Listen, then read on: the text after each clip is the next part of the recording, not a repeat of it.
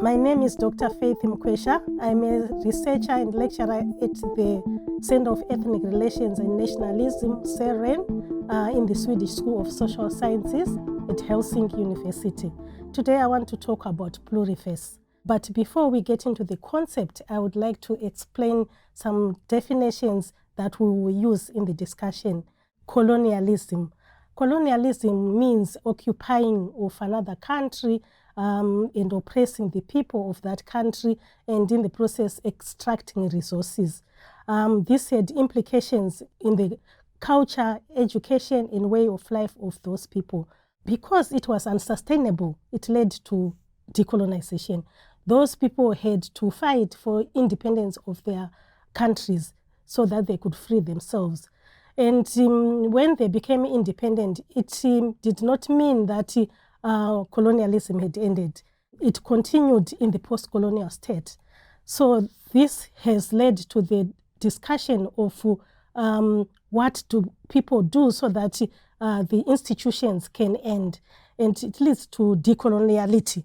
Decoloniality is the questioning and analyzing of how colonial dominating structures of power continue to reproduce the current inequalities, to reproduce racism, to reproduce oppression and marginalization, and to reproduce colonial relations. Decoloniality also encourages reflecting on how these unequal structures can be changed and to find ways of interventions that are grounded in decolonial thinking and practices. I will give you a case study of South Africa. South Africa is important in the sense that it was the last country in Africa to become independent. I would like to explain how colonialism impacted in South Africa. In other words, there was what they called apartheid. Gacheni Ndlovu explains how colonialism and apartheid impacted on the indigenous people and the natives. He says that Africa is one of those epistemic sites that experienced not only colonial genocides, but it also experienced theft of history. It also experienced what he calls epistemicides, which is the killing of indigenous people's knowledges. It also experienced what he calls linguicide, which is the killing of indigenous people's languages. Ngugi wa Thiong'o also talks about the importance of how language was used to destroy the knowledges of the indigenous people. I myself also, I grew up in a home that spoke Shona, but when I went to school, I had to learn in English. So it was this situation that you go in a school and you have to learn in a language that you have never heard before. And we were punished if we talked or spoke using our indigenous languages. So that's how serious it was. But the main problem that has happened is that after the end of colonialism, it continued. For example, in South Africa, it led to the Rhodes Must Fall campaign, which was started by students in 2015 at University of Cape Town, when they were calling for the removal of the statue of the imperialist Cecil John Rhodes. The removal of the statue was important for them because it meant they were rejecting the ideas of what he stood for his colonialism, for his extractivism, capitalism, and so forth. This Rhodes Must Fall campaign also developed into a call to decolonize the university.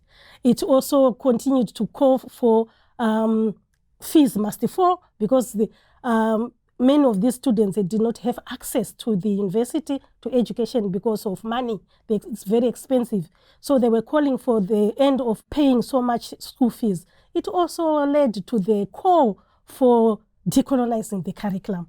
This was very important in the sense that it also spread to other countries. For example, at Oxford University in the United Kingdom, the students started what they called "Why is my curriculum white?" because they were also calling for changing the curriculum, of their curriculum. So what does this show? It shows that the descendants of the enslaved, the displaced, the colonized, the immigrants, the racialized peoples in the existing academies across the world are proclaiming loudly that they are human beings, equal human beings, their lives matter, and that they were born into valid, legitimate knowledge systems. For example, recently we had the global Black Lives Matter demonstrations, which were against the police violence on Black people. So we can see that what the European historian John H.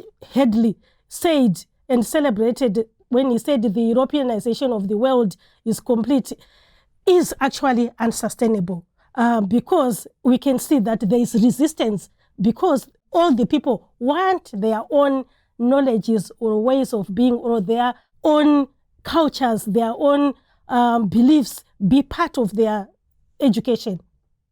So this leads to what decolonial scholars like Walter Mignolo have advocated for.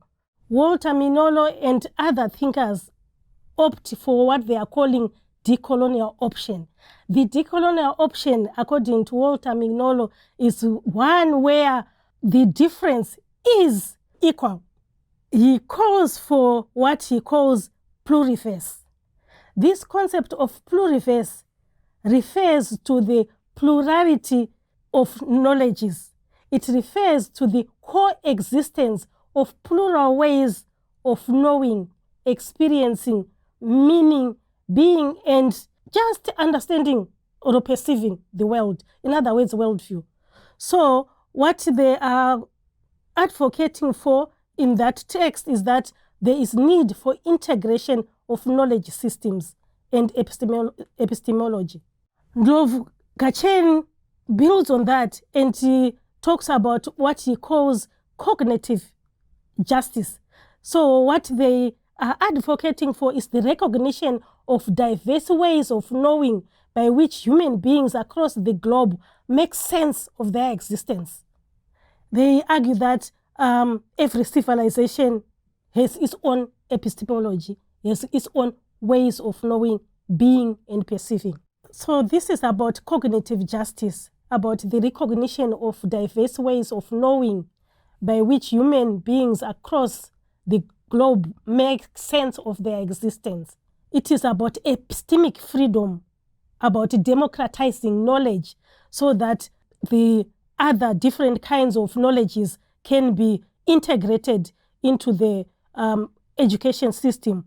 It means that we are calling for plural perspective approach to learning, because the Western-centered model only is unsustainable. There is need for decoloniality, for transformation needed so that other knowledges can benefit and the learners can also benefit. This takes me to the Global South, to Ubuntu. Ubuntu is an African philosophy of human interconnectedness.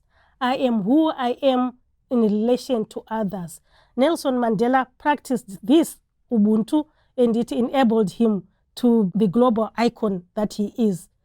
Oviawe in 2016 states that, open quotes, there is need to rediscover alternative paradigms like Ubuntu that shift the dominant Western Eurocentric gaze from an over-reliance on positivism, Eurocentrism, classism, and individualism to a more humane-centered and holistic approach that recognizes the interdependencies within the ecosystem of people, planet, and place. Communities are networks of relationships, both biological and social, that exist within given ecosystem. It is clear that humans and nature are intertwined and have relationship of reciprocity whereby one depends on the other to survive. How to rediscover the Ubuntu paradigm in education is important, close quote. So what Oviawe is emphasizing is the interdependence that is part of Ubuntu, that it is intertwined, and the relationship of reciprocity. This can be an alternative to what we are calling pluriverse, in the sense that it can be a foundation of sustainable education that is mutually beneficial for inclusiveness, active respect for others, solidarity, fair play, equity, respect of difference, equality, and it can counter what Lewis has called excellence without a soul. It can help have the alternative that is human-centric. What Desmond Tutu says has Ubuntu ethos, which allows for open and available to others, affirming others, not threatened by others, or on being able to be good and to work with others. Rediscovering the Ubuntu paradigm in education, it can be the alternative to pluriverse, because it means we are integrating Ubuntu paradigm into the education system so that there are different ways of learning. It can help in solving some of the challenges that we have in the 21st century. For example, global warming and the global crisis that we have, because Ubuntu emphasizes the interconnectedness of humans and the environment. It's not about extracting or conquering. It also can be an alternative to this new age where we are using information technology, because it can allow us to learn how we can be interconnected with the technologies that we are using, but still remain with the ethos of humanness and use technology as a way to develop and as a way to solve problems, but not in a destructive way. I hope this can be useful for all of you. Thank you.